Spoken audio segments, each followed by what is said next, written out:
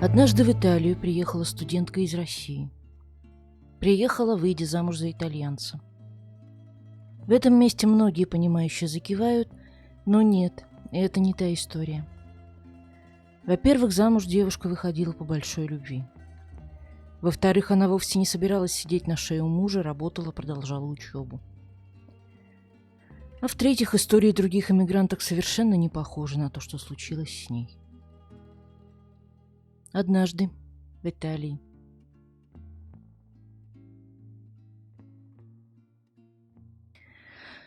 Есть места на Земле, которые кажутся придуманными, слишком экстремальные, слишком далекие, чтобы быть настоящими. Комсомольск-на-Амуре – одно из них. Город на самом краю России, там, где она почти упирается в Маньчжурию, где река Амур несет свои воды между двумя континентами, и где даже летом что-то в воздухе напоминает о том, что зима – это основное состояние мира, а тепло – лишь временная передышка. Здесь, в 1987 году, когда советские рабочие еще прокладывали сквозь вечную мерзлоту Байкало-Амурскую магистраль, родилась Анастасия Шакурова. Те, кто знал ее с детства, помнят тихую, серьезную девочку. Не замкнутую, нет, она умела смеяться и дружить, и друзей у нее было много. Но именно серьезную, из тех детей, кто с ранних лет знает, чего хочет и не отступает. Мать Ирина была ее опорой и портом в любую бурю. И отношения между матерью и дочерью были из тех, что не требуют слов и не нуждаются в объяснениях. Настя, так звали ее все. Итальянцев, особенно северных, удивляет, что у нас никто не называет близких людей полным именем. Ну а мы привыкли, что Анастасия – это для незнакомцев, для бумаг. Для тех, кто любит: Настя, Настенька, Настюша. Имя, произнесенное с нежностью, меняет форму, становится мягче, теплее, ближе. Это не просто традиция, это философия. Близость выражается в том, как ты называешь человека. Настя с прекрасными оценками окончила школу, поступила в университет и закончила его с отличием. Мечта была уже сформулирована. Она хотела жить не так, как жили ее ровесники в Комсомольске-на-Амуре, предсказуемо, по кругу, не выходя за пределы привычного. Ей хотелось настоящего мира, другого языка, другого неба. Примерно в 20 лет она сделала первый большой шаг, оставила родной город и переехала в Санкт-Петербург. С мерзлых берегов Амура в Северную Венецию, в город Достоевского, город белых ночей, где летом солнце не заходит никогда и где все, каналы, мосты, дворцы, напоминало о той другой Венеции, итальянской, про которую она читала в книгах и видела на фотографиях. Санкт-Петербург она полюбила. Но именно здесь судьба подкинула ей то, чего она не ожидала, и что восприняла как знак. Она встретила итальянца. Его звали Давиде, он был родом из Венеции. Когда Настя узнала об этом, что-то внутри нее щелкнуло, как замок, к которому наконец подобрали ключ. Венеция была городом ее мечты. Той точкой на карте, в которой она мысленно возвращалась столько раз, что та стала едва ли нереальнее настоящего. И вот человек из Венеции в Санкт-Петербурге смотрит на нее именно так, как смотрят, когда встречают кого-то важного. Давиде работал в компании Superjet International в Маркони, производителя гражданских самолетов, и регулярно ездил между Италией и Россией по делам. Он был добрым, надежным, правильным. Они начали встречаться, потом все серьезнее, все ближе. Настя, не теряя времени, записалась на уроки итальянского. Язык давался ей легко, как давалось все, к чему она относилась с настоящей страстью. В 2013 году они поженились и переехали в Местре, венецианский пригород, откуда до лагуны рукой подать, откуда можно сесть на поезд, автобус или даже трамвай и через несколько минут оказаться в городе, который строился прямо на воде. Для Насти это было исполнением мечты в самом буквальном смысле. Девочка из снежного Комсомольска-на-Амуре, замужем в Италии, в городе, о котором грезила с детства, с целой жизнью впереди. И она не хотела быть в тягость, не хотела сидеть дома, хотела работать, строить что-то свое. Сначала устроилась в салон красоты Альдо Коппола в Венеции. Занималась вип-клиентками, преимущественно русскоязычными. Работа была неплохой, но, что называется, не ее. Потом перешла в охранную структуру при Суперджет, компанию «Арка», где работал и Давиде. Тоже хорошая работа и тоже не то. Настя чувствовала это каждый день, то тихое несоответствие между тем, кем ты являешься, и тем, чем занимаешься. Понимание того, что она хочет на самом деле, пришло постепенно, через Инстаграм. Она начала фотографировать Венецию, еду, маленькие переулки, рынки, рестораны, то, что недоступно обычному туристу с картой и фотоаппаратом. Скрытые жемчужины, секреты, которые открываются только тому, кто живет здесь. И она делилась этими секретами со своими подписчиками из России. Рассказывала о кухне, об обычаях, о том, как выглядит настоящая итальянская жизнь изнутри. Она становилась проводником между двумя мирами, это было ее призвание, и она это знала. В том, что она делала, было столько воодушевления, столько подлинной страсти к Италии и к России одновременно, к красоте и к людям, что все это невозможно было не почувствовать через экран. Анастасии Шакуровой была чистая страсть к жизни. Единственным слабым местом оставался английский, и в 2014 году она записалась на курс в школу Умана Форма, туда, где преподавал Стефано Пиралли. Он вошел в аудиторию и всегда оставался в ней в точно такой же позиции, в какой привык существовать, в самом центре. 50-летний, невысокий, с редеющими волосами и аккуратной бородкой в очках. Мягкий взгляд, располагающая улыбка. Дипломированный специалист по языкам, выпускник Венецианского университета Ка' Фоскари с оценкой 110 из 110.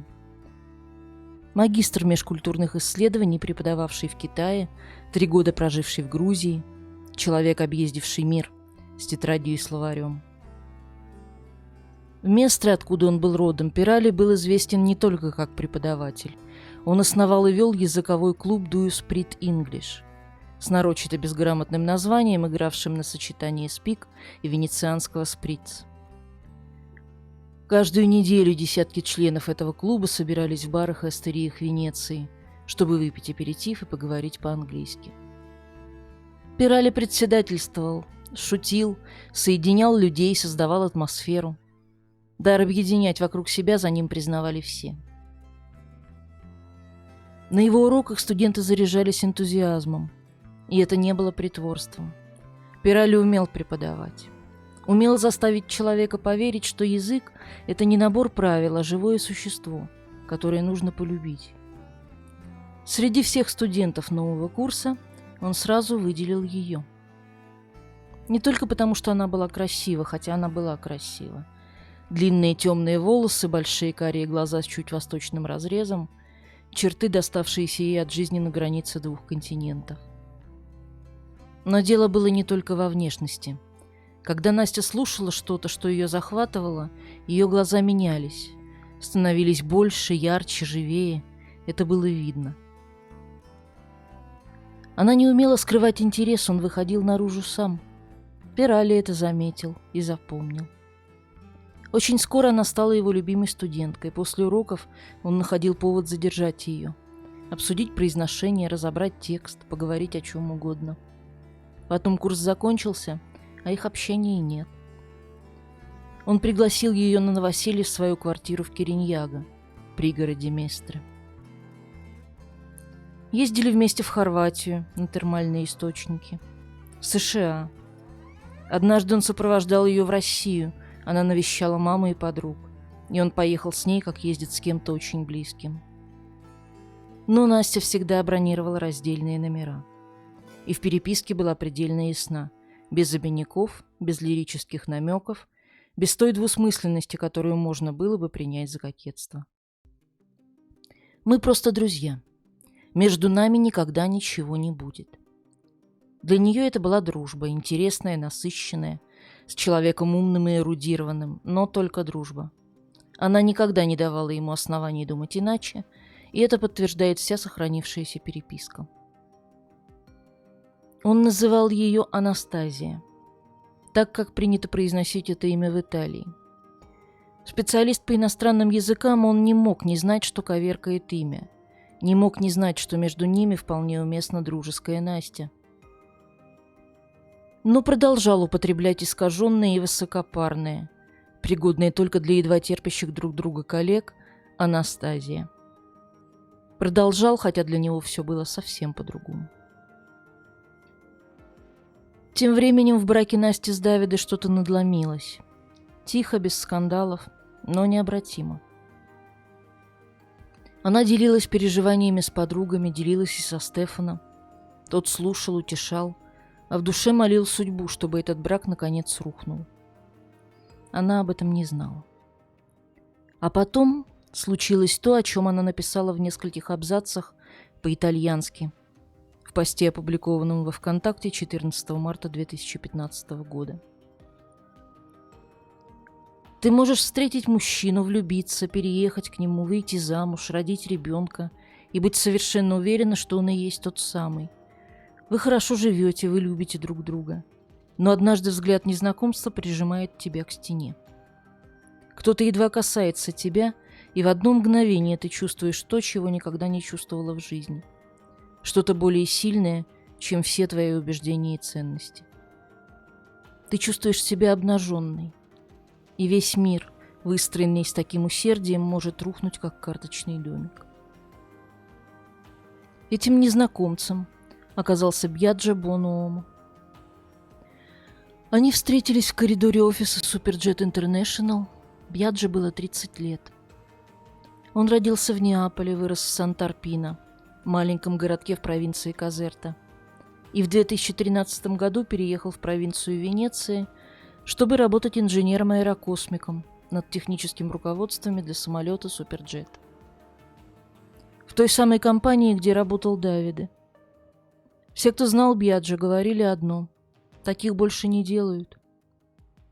Добрый, обаятельный, порядочный. С одной большой раной в сердце. Мать умерла в 2010 году, когда ему не было и 25. Отец Вита по-прежнему жил в компании, работал в муниципалитете, сестра Симона на острове Иске с мужем. Когда Бьяджо и Настя взглянули друг другу в глаза, что-то произошло. Из тех вещей, которые невозможно объяснить и еще труднее остановить. Их любовь была настоящей, стремительной, как огонь, и при этом прочной. Они стали парой. Настя и Давиде расстались. Пирали о Бьяджо она не рассказывала. Это было ее личным, сокровенным, тем, чего не хочется доверять человеку, который еще недавно признавался тебе в любви. Она не обязана была отчитываться. Но Пирали должен был узнать, и узнал, худшим для себя способом. 29 октября 2016 года, около 10 вечера, аэропорт Марко Поло. Обычная суета прилета, объятия, чемоданы, дети, бегущие навстречу. У выхода стоит мужчина в очках с букетом цветов в руках. Несколько часов назад он написал ей: «Счастливого пути, моя маленькая. Увидимся после». Он ждет. Когда двери открываются, и среди первых пассажиров появляется Анастазия, загорелая после России, с сумкой через плечо, с той самой улыбкой, она не идет к нему. Она бежит, и бежит к другому мужчине, стоящему в стороне. Бросается к нему, тот обнимает ее. Обнимает долго, крепко, как обнимает только самое дорогое. Пирали смотрит. Весь его мир схлопывается в одну точку. Все, во что он верил последние годы, что она просто не готова, что ей нужно время, что он дождется, все это в одно мгновение оказывается иллюзией. Перед ним стоит холодная и жесткая, как бетонная стена, правда. Она любит другого. Любила другого все то время, пока он ждал. 22:49 того же вечера, вернувшись домой, он пишет ей первое сообщение. «Мое сердце умерло. Ты уничтожила меня, Анастазия. Я совсем этого не заслуживал. Теперь мне остается только огромная боль и страшное страдание. Я никогда не оправлюсь от этой раны. И 4 минуты спустя я буквально умираю от боли. Из-за тебя и твоего ужасного поведения замечательный человек, который тебя любил, теперь сломлен. Отныне вся моя жизнь будет состоять лишь в том, чтобы найти способ существовать до дня смерти. Это так похоже на горе, но сейчас мы знаем, это не оно. Это не разбитое сердце, которое со временем зарубцуется. Это предупреждение, написанное не для нее, а для себя. Фиксация состояния, в котором человек присваивает себе право на ответный удар. Настя испугалась. Жестокость слов была очевидной.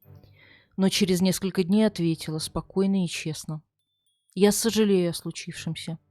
Я никогда не играла с тобой, потому что ты честный и добрый человек, и я не хотела причинить тебе боль. Я всегда говорила тебе правду. Роман между нами был бы вряд ли осуществим». 3 ноября пришло еще одно сообщение от него. Про бессонницу, про раскалывающуюся голову, про почти случившийся инфаркт. Намек на то, что она несет ответственность за его физическое состояние. Потом молчание. В январе 2017 года, после почти 3 месяцев молчания, он снова пишет ей: «Привет, дорогая. Как ты? Пытаюсь предложить тебе дружбу. Знаю, ты это поняла, вот почему не отвечаешь». Пирали снова появился на пороге ее жизни, осторожно, с улыбкой, с протянутой рукой. Не с требованиями, с предложением. Дружба, просто дружба, как раньше. И Настя согласилась. Почему? Может, потому что она была доброй. Может, потому что перед ней снова был тот Стефана, спокойный, умный, интересный. Она не видела в нем угрозы. И к тому же он предложил возобновить уроки английского по скайпу. Она все еще спотыкалась на некоторых конструкциях, а практика с носителем темпа и стиля была полезной. Они снова начали обмениваться голосовыми сообщениями. Она рассказывала ему о своей новой жизни, о работе в компании Venice Comet, где, наконец, применила свое экономическое образование, стала менеджером по продажам, отвечала за рынки СНГ, ездила в командировки. О том, что переехала в Галарате к Бьяджо, но скучает по Венеции. О том, что они с Бьяджо купили квартиру в Местре и обустраивают ее. Он слушал. Он отвечал. Он звучал, как прежний Стефано. Тот, которому можно доверять. 22 апреля 2017 года он прислал ей длинное сообщение. Оно звучало как капитуляция. «Анастазия, если ты счастлива, и это красивые и важные отношения, хочу, чтобы ты знала, это радует меня, и я счастлив за тебя. Было время, когда я любил тебя, глубоко и искренне. И пусть это не было взаимным, та любовь, которую я пережил, остается самым ярким мгновением моей жизни». Настя выдохнула. Он справился. Он отпустил. Теперь можно общаться без напряжения. В начале июня, на волне этого облегчения, в момент наибольшей открытости, она сообщила ему то, о чем пока знали только самые близкие. Она беременна. Мальчик. Роды ожидаются в конце ноября. Она не знала, что он уже все решил. Что с января он только исполнял роль, терпеливо, методично, не теряя маски ни на минуту. Что в его телефоне уже хранились записи, которые суд потом назовет доказательством преднамеренности. Пасха 2017 года выдалась теплой. Бьяджо и Настя поехали на юг, в компанию к его отцу Вита, к родным местам, где он вырос. Сан-Тарпино – городок из тех, что живут своим ритмом и хранят свои традиции. Там, за пасхальным столом, они объявили то, что давно хотели сказать вслух. Настя ждет ребенка. По счастливому совпадению, из тех, что случаются и кажутся добрым знаком, в те же дни о своей беременности объявила и сестра Бьяджо, Симона. Обе ждали мальчиков. Смех, тосты, слезы радости. Все то, из чего состоят лучшие семейные праздники. Настя счастлива. К июню 2017 года у нее есть все. Любимый мужчина рядом, ребенок под сердцем, новая квартира в Местре, которую они обустраивали вместе. Работа, которая ей нравилась. Хобби, которое приносило удовлетворение и которое она создала сама с нуля. Через Инстаграм, через страсть к своей второй родине. Развод с Давидой прошел мирно и по-человечески. Они остались в хороших отношениях, ждали лишь последней подписи. После этого сразу же свадьба с Бьяджо. Все, о чем мечтала девочка из снежного Комсомольска-на-Амуре, сбывалось одно за другим. И именно эта полнота ее жизни была так невыносима для одного конкретного человека – Стефано Пиралли. Кто он был на самом деле? Не тот, кого видели студенты на курсах. Не тот, кто собирал людей за аперитивом в астериях Венеции. Не тот добродушный знаток языков, путешественник и энтузиаст. На многочисленных сеансах с психиатрами постепенно проявился другой портрет. Портрет человека, глубоко несчастного с самого детства. Подростка, которого дразнили в школе, слишком высокий, слишком худой. Юноши, которому снова и снова говорили почти дословно: «Ты некрасивый, ты мне не нравишься». Мужчины, привыкшего получать отказ и хранить обиду. Университетский диплом по языкам получен в 30 лет. Поздно, с ощущением упущенного. Работа преподавателя в языковых школах – не та карьера, о которой мечтал. Не настоящий профессор, не академик, не человек с кафедрой. Утешительный приз. Еще одна пощечина. Все эти годы недовольство копилось и находило выход в том, о чем он не говорил вслух. В его квартире обнаружат более 500 DVD с порнографией. Среди них отдельная категория – фильмы, в которых девушек насилуют в бессознательном состоянии, одурманенных веществами. Он смотрел их не как случайный зритель, он изучал их.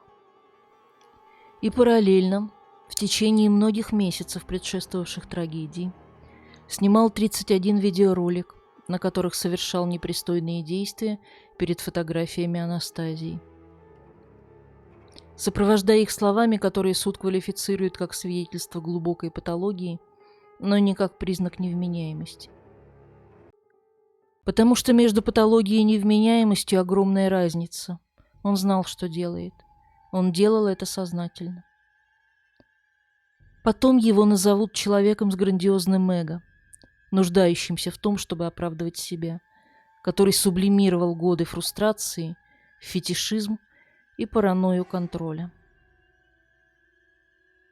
Для которого Анастазия стала не женщиной, которую он полюбил, а козлом отпущения. Объектом, на который можно было спроецировать все, что жизнь ему не дала.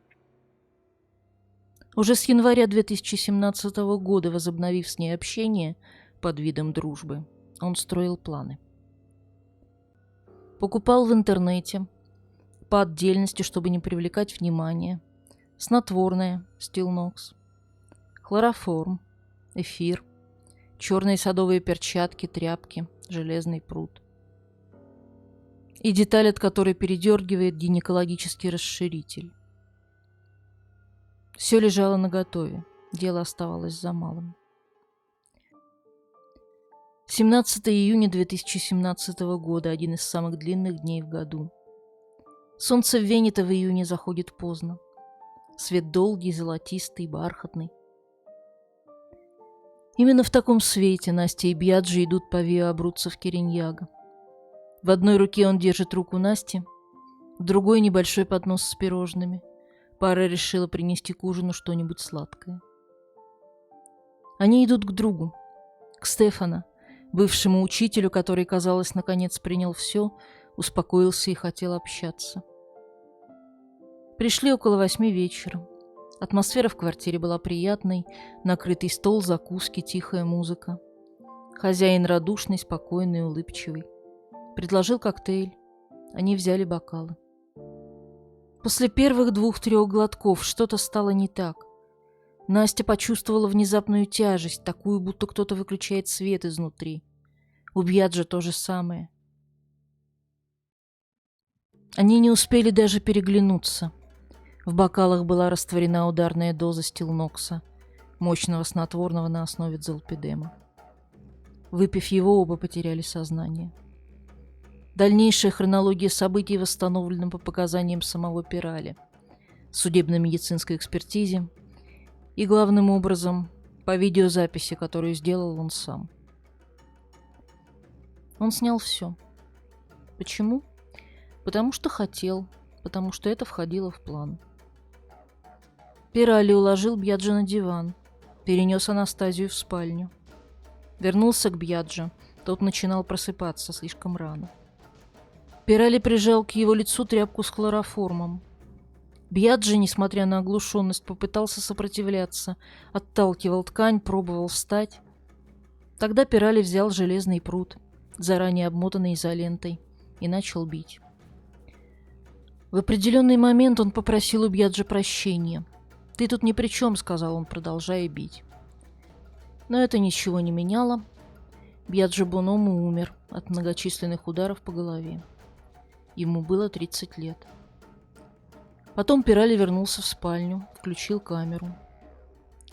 То, что он снял, суд опишет в приговоре сдержанным юридическим языком. Любое другое описание было бы невыносимым. Достаточно сказать, в какой-то момент Настя пришла в сознание. «Что ты делаешь?» — успела она произнести. Он снова оглушил ее. Потом еще раз. Примерно через 20 минут у нее остановилось сердце. Он проверил пульс, понял, что девушка мертва, и продолжил. Когда все было кончено, он посмотрел в камеру и произнес: «Я же говорил тебе, что заставлю тебя заплатить. У меня не было выбора, Анастазия. Ты разрушила мне жизнь, разбила сердце. Я не мог позволить тебе быть счастливой, пока я страдаю». Потом попытался вынести тела, потащил Бьяджи. Через коридор, в лифт, через подъезд во двор. Добрался. Но тут же понял, дальше не справится. Вернулся в квартиру. Убрал кровь с пола и позвонил в полицию.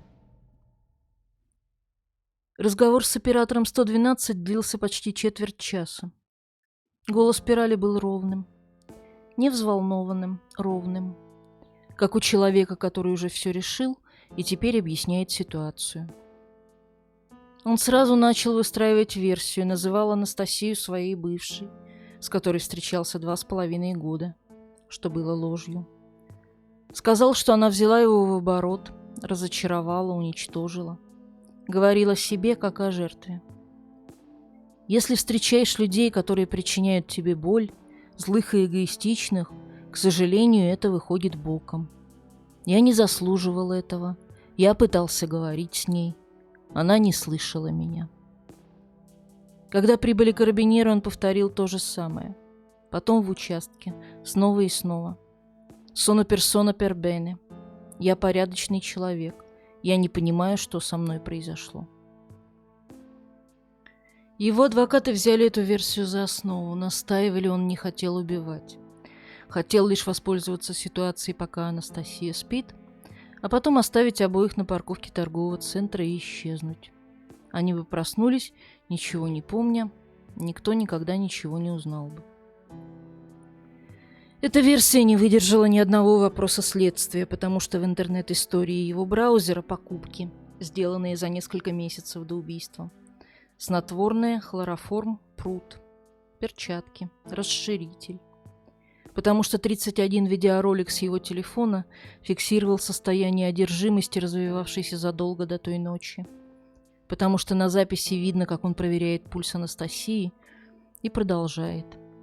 Это не был порыв, это был план. Психиатрическая экспертиза заняла несколько месяцев, 7 встреч со специалистами. Защита добивалась признания Пирали невменяемым, ссылалась на тяжелое детство, на психологические травмы, на патологические наклонности, обнаруженные в ходе расследования. В холодильнике его квартиры нашли то, что адвокаты попытались представить как свидетельство глубокого расстройства. Как продукт для еды он хранил фекалии. Суд отверг эту аргументацию. Заключение психиатров было однозначным. В момент совершения преступлений Стефано Пирали был полностью дееспособен. Он осознавал свои действия, он контролировал их. Он вынашивал план долго и осуществил его методично. 25 июля 2018 года суд первой инстанции вынес приговор пожизненное заключение. С учетом послаблений, даваемых при рассмотрении дела в сокращенном порядке, без дневной изоляции. Обвинения охватывали всю картину произошедшего. Двойное предумышленное убийство с применением ядовитых веществ, отягченное сексуальное насилие, надругательство над трупом, причинение выкидыша. Апелляция не изменила ничего по существу.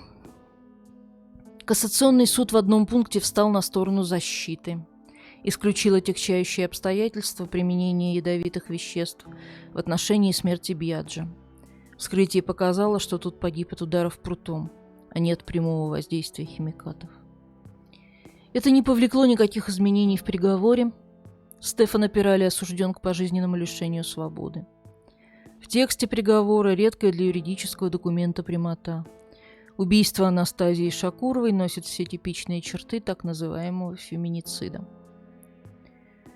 То есть того, что нередко является в судебной практике драматическим эпилогом отношений, основанных на властном господстве мужчины над женщиной и на отрицании для нее права свободно распоряжаться собственной жизнью и своими чувствами. Но прежде чем ставить последнюю точку, вернемся к ней. Не к делу, не к приговору. К ней. Анастасия Шакурова в последнее время осветлила кончики волос. Золото на темно-каштановом, и это золото озаряло ее смуглое лицо.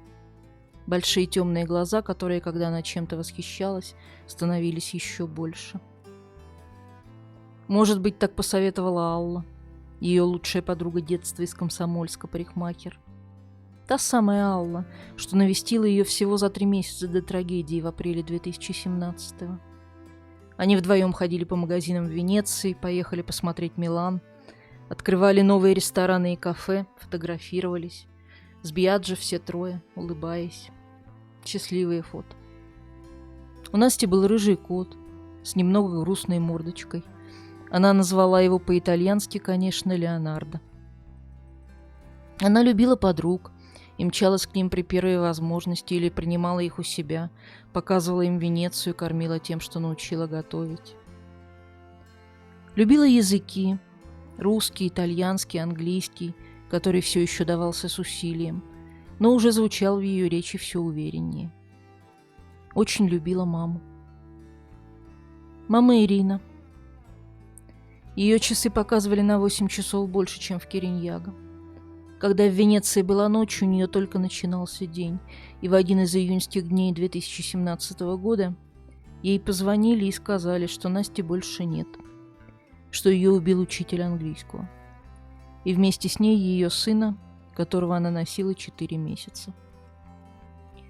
Под публикацией Анастасии в Инстаграм от 1 июня 2017 года, последней, что она успела выложить, мама написала: «Дочь моя, как болит моя душа, как плачет мое сердце, как тяжко, что тебя нет рядом и никогда больше не будет. Навсегда проклят тот, кто забрал тебя у меня».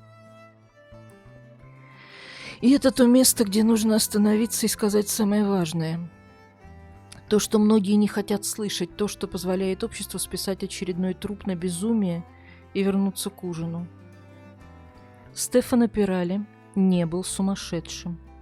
Никакого раптуса, никакого аффекта, никакого помутнения рассудка, никакой клинической патологии, лишившей его способности понимать происходящее. Это подтвердили психиатры, независимо, дважды с подробными заключениями. Он знал, что делает. Он планировал это месяцами, он мог остановиться и не остановился. Он был обычным мужчиной, недовольным своей жизнью, уверенным, что мир обращался с ним несправедливо, убежденным, что женщина, которую он выбрал, не имела права его отвергать, что ее жизнь, ее решения, ее любовь и ее счастье в какой-то мере принадлежали ему. Это не безумие, это культура. Та самая культура, которая позволяет мужчине чувствовать себя хозяином женского выбора, которая учит, если она тебя не хочет, если что-то не то сделал ты, виновата она. Культура, которая превращает «нет» в оскорбление, а не в ответ. Анастасия Шакурова сделала все правильно. Она была честна с ним, она была добра. Она держала дистанцию, она прямо сказала: между нами ничего не будет. Она не лгала, не манипулировала, не давала ложных надежд. По любым меркам она была безупречна. И это ее не спасло. История Анастасии – это не история исключения. Это история, которая повторяется в Италии каждые 3 дня. В России, вероятно, гораздо чаще. Просто данных нет. Государство не считает феминициды отдельным явлением, а с 2017 года и вовсе декриминализировало домашнее насилие. А ведь в каждой из этих историй есть свой Пирали. Иногда это бывший муж, иногда партнер, иногда друг, иногда учитель. Внешне спокойный, образованный, обаятельный. Порядочный человек, персона пербене. Тот, кто улыбается на встречах и делает комплименты. То, о ком все потом скажут, как такое возможно. Это возможно, это происходит. И будет происходить до тех пор, пока мы называем это исключением, а не системой. Стефано Пирали называл Анастасию Шакурову Анастазией. Дипломированный лингвист, выпускник престижного Венецианского университета, человек, посвятивший жизнь словам и их звучанию, так и не научился произносить правильно ее имя. Анастазия вместо Анастасия. Ударение не туда, звук не тот. Может, это была небрежность. Может, бессознательное нежелание видеть в ней живого человека, а не объект собственной одержимости. А может, имя, которое он произносил, и правда принадлежало кому-то другому, не ей. Не той смеющейся девушке с рыжим котом по имени Леонардо и мечтой о венецианских переулках. Той ночью, когда все происходило, она слышала это имя снова и снова. Неправильное. И, может быть, в последние секунды, пока сознание еще не покинуло ее, успела подумать: это не я. Анастазия — это не я. А я Настя.